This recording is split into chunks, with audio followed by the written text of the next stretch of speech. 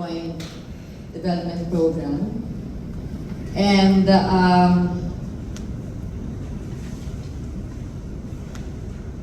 one question that I want to ask you is, what is a leader? You don't have to answer me, just think about it. Tapos, as much as you can, sagutin niyo yung tanong ko. Okay, in First Vita Plus, meron tayong unique setting, environment. Ano yung unique na yun? Okay. We are in an environment na tao ang ino-operate natin. Okay. Hindi yung negative ha, RJ. Positive yun. Okay. So we deal with people in First Vita Plus. So yun ang isa sa mga strengths natin. Kasi, sino ba ang dominant na species on Earth? Human being. Tao, human beings. In fact, we are 7 billion people and growing. Mabilis nga minsan eh. In fact, in the Philippines, we are already 118 million Filipinos in just what? The last time we checked before the pandemic, it was 110. Kasalanan yata ni pandemic. Ba't napabilis? Naging 118. Okay. So, we all know that sa First Vita Plus, tao, we deal with people every single day.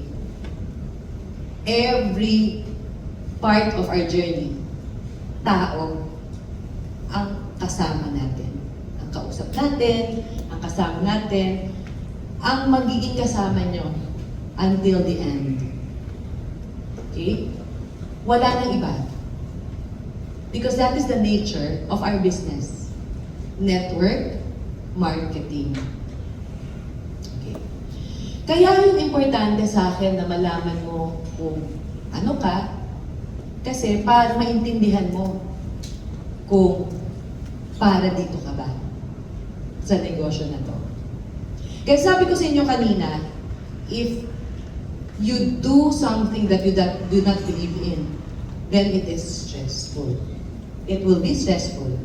But if you do something that you love, then there's passion in it. Pasus, in Latin, meaning to sacrifice. Kasi, if you love something, if you love someone, hindi po pwedeng walang sacrifice eh. Hindi po pwedeng palaging masarap, palaging maganda, hindi yung realistic. Kasi, may mga araw na masasaktan ka, mawawalan ka ng tao, malalagasan ka, may kukuha sa tao mo, may question ang kakakayanan mo maging leader na. So, hurtful yun. Hurtful yun. And, if you take that to account, pwedeng sabihin mo isang araw, ayoko na. Ang sakit eh. Kaya lang, may kaya lang. Babalikan natin kung bakit ka nandito in the first place. So you have to return to your core. Kasi nandun eh, kung bakit ka nag-First Vita Plus. So, babalikan mo, bakit nga ba ako nandito? So maraming magiging sagot. Maraming magiging dahilan. Tapos, tatanungin mo at sarili mo, mas malaki ba yung power na meron yung sakit? Sa power na meron yung dahilan kung bakit ako nandito in the first place sa First Vita Plus. So the answer will always lie on you. Nandito. Hindi ko to tinuturo. Kasi nandito. It's in your core. Now, kanina na pag-usapan yung Maslow hierarchy of needs. Bakit kaya? Bakit importante sa atin na palagi natin huwag kakalimutan yung Maslow hierarchy of needs? Why? Because lahat ng tao na makakausap mo at ililid mo from today, because I would like to believe that you are all leaders. May pangangailangan. Kaya nga sila nag-First Vita Plus eh. Kaya ka nga nandito sa First Vita Plus kasi nangailangan ka. Ang maganda, si First Vita Plus naging solusyon. Siya pala ang hinahanap mo. Siya pala yung solusyon sa lahat ng tanong mo, sa lahat ng gusto mo. Siya pala yung nagbigay sa iyo ng konkretong solusyon.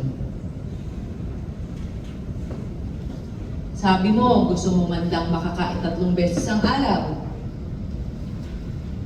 Makapag-provide sa family mo makakain kahit na yung basic food, shelter, sleep. Sabi mo, pag dumating yung panahon na okay na lahat yung basic, gusto mo naman i-elevate.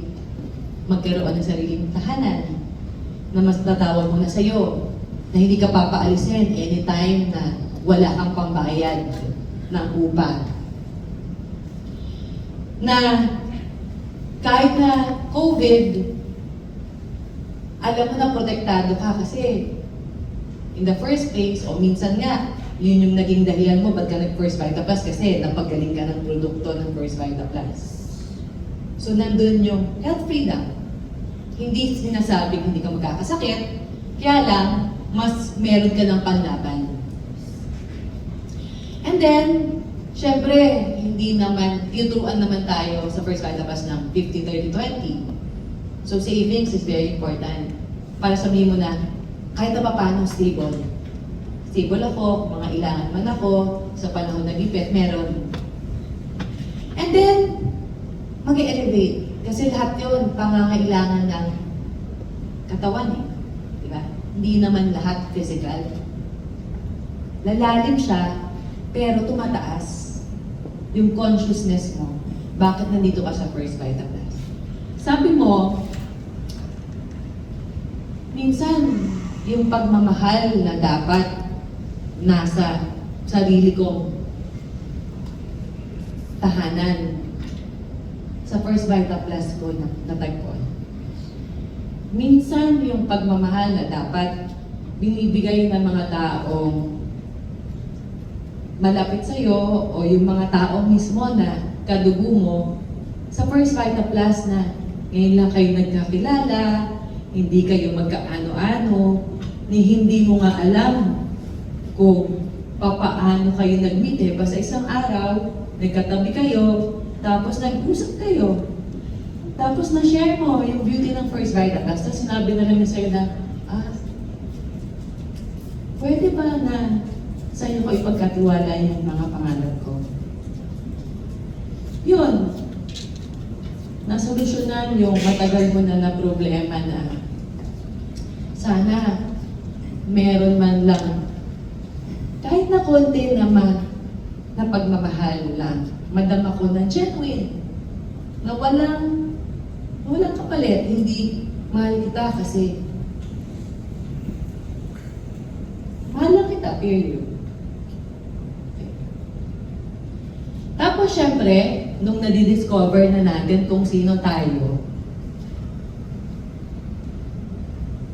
minsan merong kulang kasi tao lang tayo, gusto rin naman natin na once in a while, maalala na may kagalingan tayo. You know, just pat on the shoulder and say, you're doing great. You're doing a great job. Well done.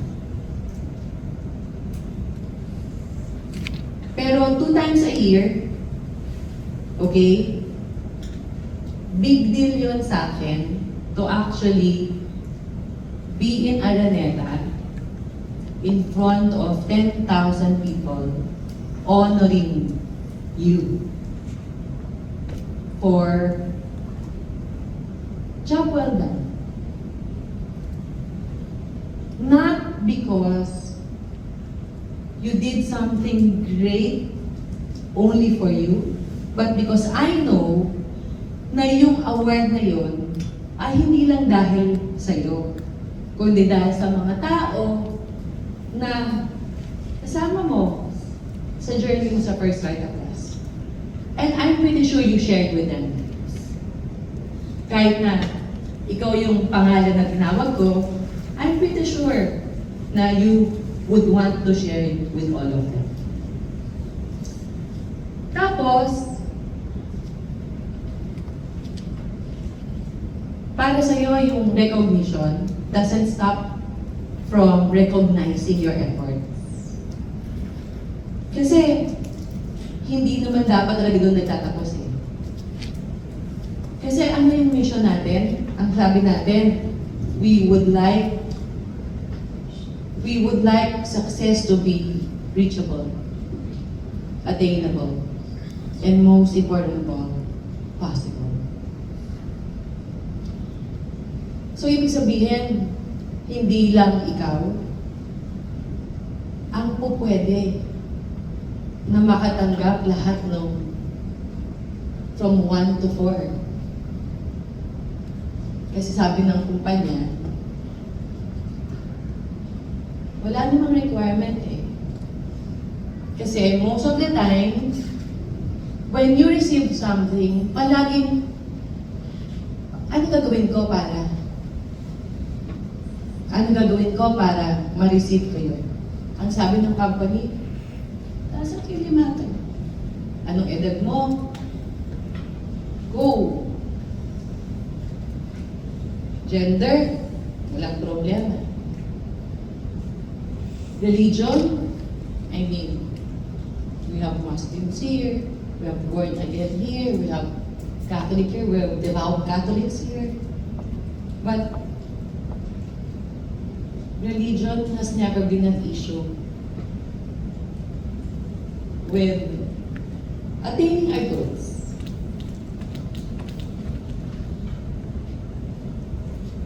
Meron nag-stutter. Merong minsan nasa spectrum. But it doesn't really matter.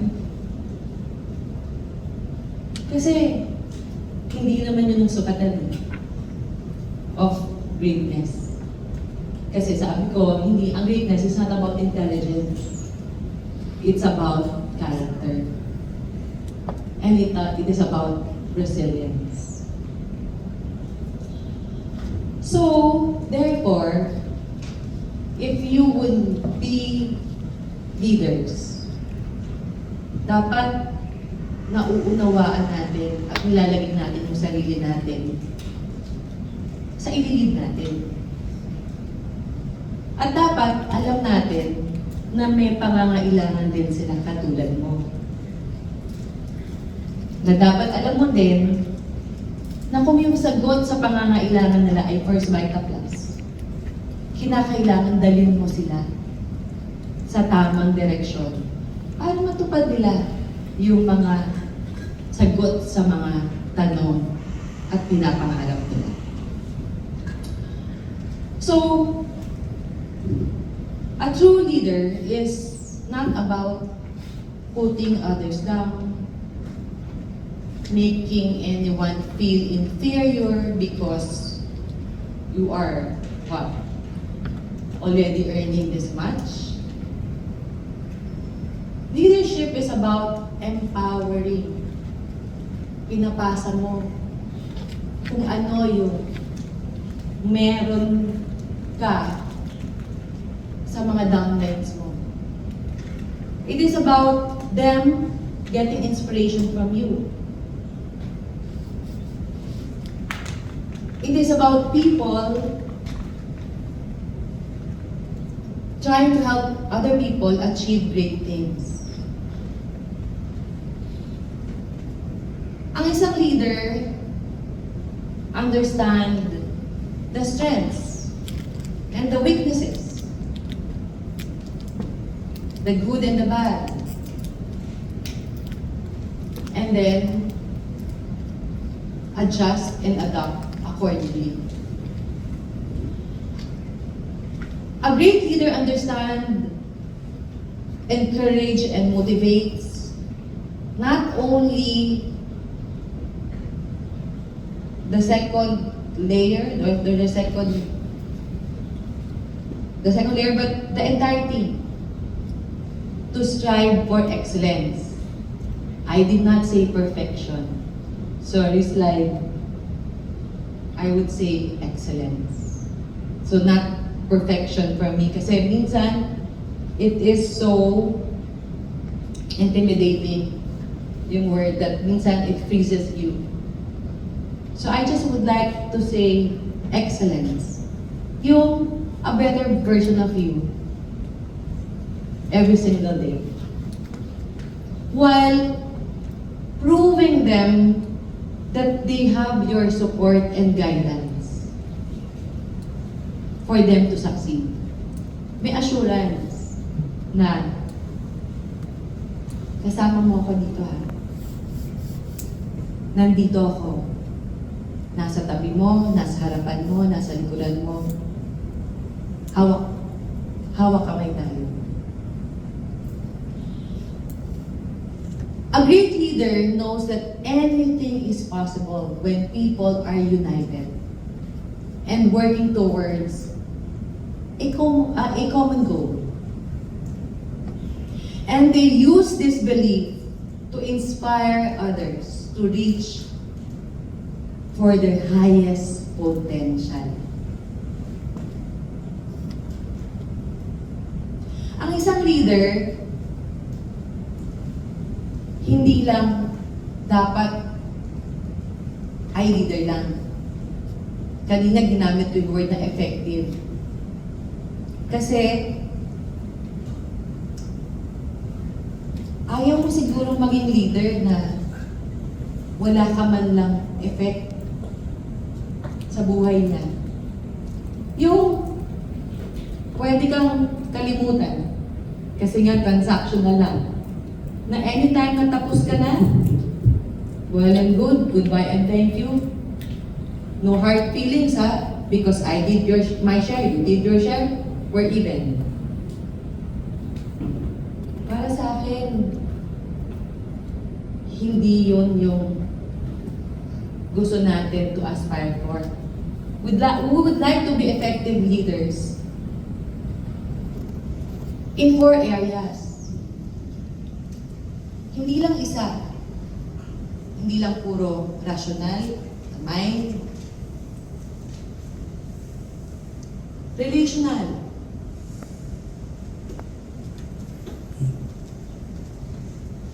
Tapos pag ginagawa mo si First Caritas, of course, yung practical. But most important of all, directional. Bakit? Kasi ikaw ang compass nila. Ikaw ang susundan nila. Kaya nga, wala ka sa likuran, di ba? Nasa harapan ka. Kasi anytime na gusto nilang makita kung saan sila papunta, ikaw ang titignan nila.